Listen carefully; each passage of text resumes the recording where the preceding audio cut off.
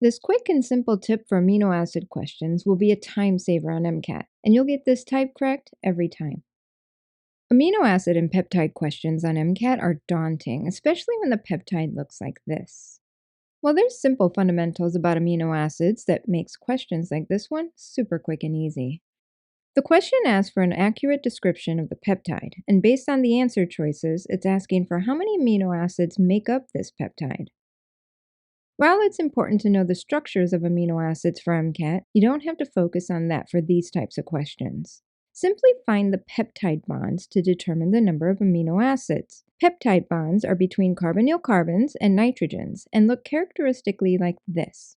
And these bonds are only ever found between two separate amino acids. So zone in on carbonyls when scanning the figure. And if the carbonyl is bonded directly to a nitrogen, then it's a peptide bond. And if it's a peptide bond, it indicates two separate amino acids on either side. So there's 4 peptide bonds in this figure, but take a moment before choosing an answer to not make the common mistake of choosing an answer with a 4 in it, like tetra in answer choice B.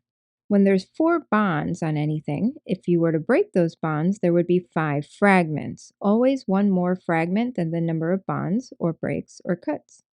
So this peptide with 4 bonds will have 5 amino acids, which means it's accurately described as a pentapeptide, making C the correct answer.